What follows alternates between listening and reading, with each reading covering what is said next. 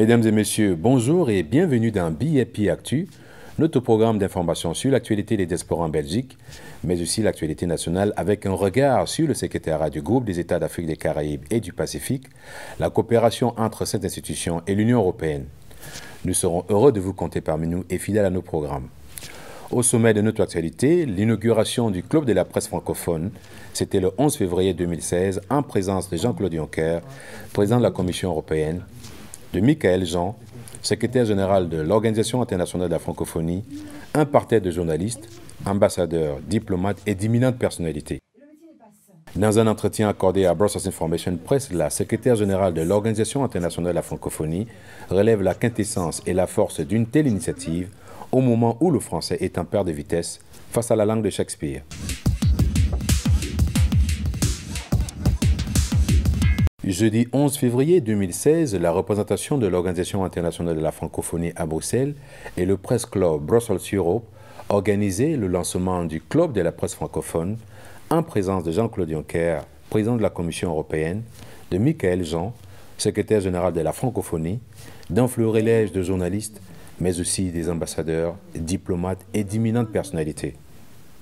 Devant une salle comble, le vice-président du Press Club Brussels Europe a fait état de la situation inconfortable de la langue française face à un quasi-monopole de l'anglais au sein de l'Union européenne, dans les salles de presse, dans les réunions et même dans certaines grandes métropoles.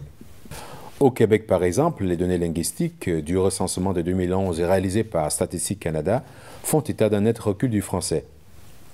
Hors Québec, 43% des francophones utilisent plutôt l'anglais à la maison, ce qui laisse entrevoir une assimilation à l'anglais.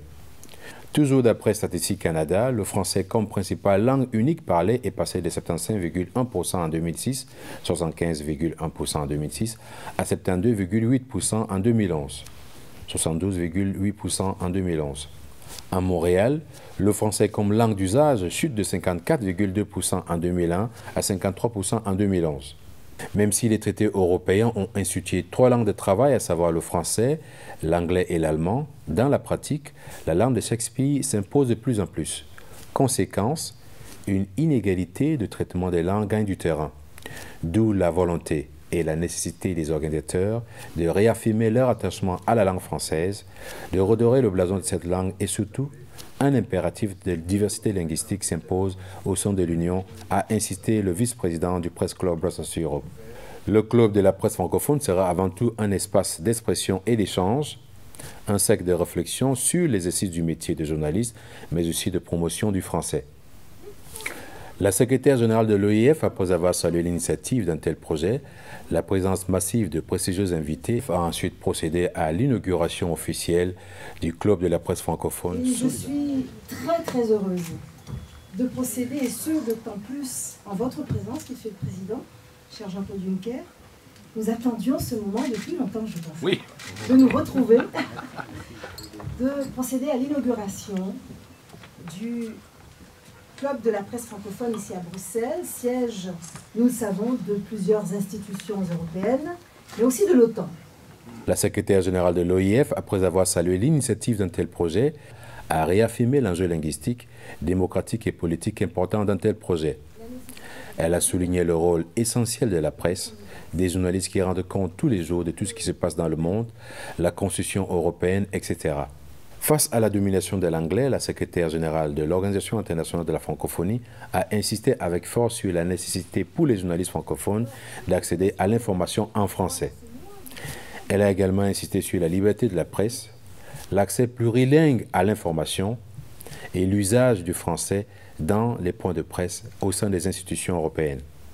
La création de ce club de la presse francophone est un magnifique projet qui participe aussi de cet esprit à Bruxelles, qui est une grande capitale francophone. L'Union européenne compte quelques 17 des 80 États et gouvernements de l'Organisation internationale de la francophonie, l'OIF. Le français est langue de travail de toutes les institutions européennes. De nombreux journalistes sont francophones. Donc il y a longtemps que nous aurions dû certainement entreprendre ce projet de vous rassembler. C'est donc tout naturellement que j'ai tenu à me déplacer personnellement pour vous dire, je suis à vos côtés, dans vos efforts pour un usage plus diversifié et plus respectueux des langues, y compris du français, lors des points de presse, dans les documents mis à votre disposition et plus largement dans les relations aux institutions européennes. L'idée d'une Union européenne qui se construirait dans une seule langue, qui ne se construirait qu'en anglais, ne produira en quelque sorte qu'une situation où beaucoup se sentent exclus.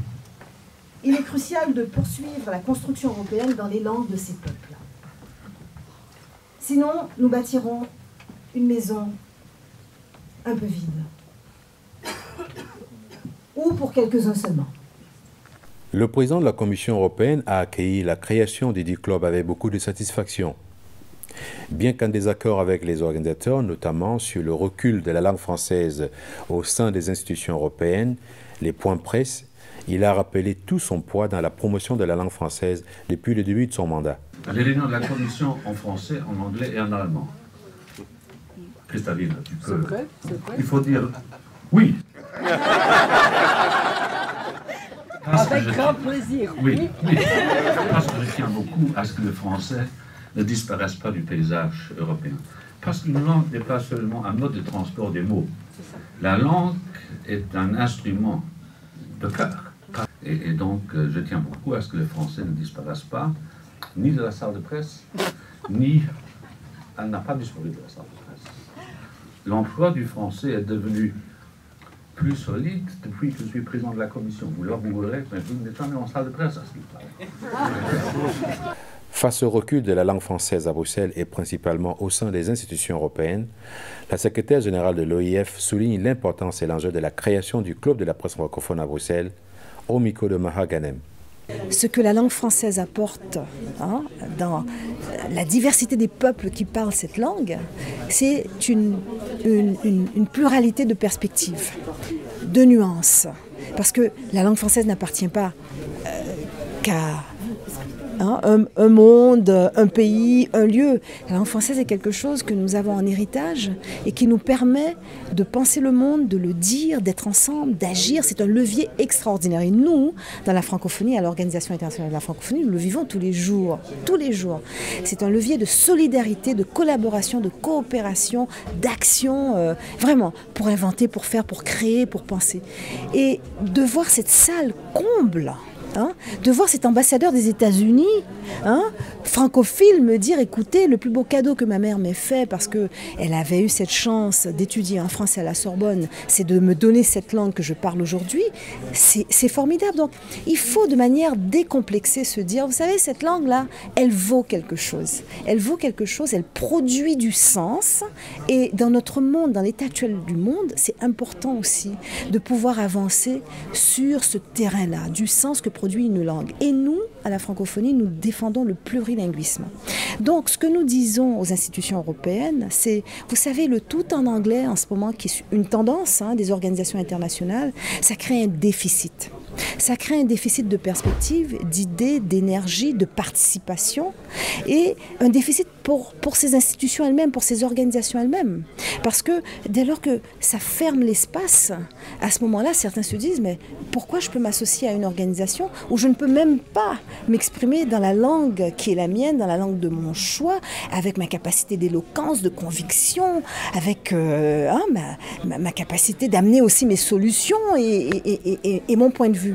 Donc, je trouve que de rassembler les journalistes pour ce club de la presse francophone, c'est une façon aussi de leur dire, écoutez, vous avez en main quelque chose qui est un outil de plus de médiation pour mieux faire comprendre ce qu'une organisation comme l'Union européenne, ce qu'une organisation comme l'OIF représente et ce dont nous pouvons témoigner de très moderne. Aujourd'hui, au jour d'aujourd'hui, quand on défend la diversité, ça veut dire qu'on est au cœur de la modernité, on est au cœur des enjeux pour le monde.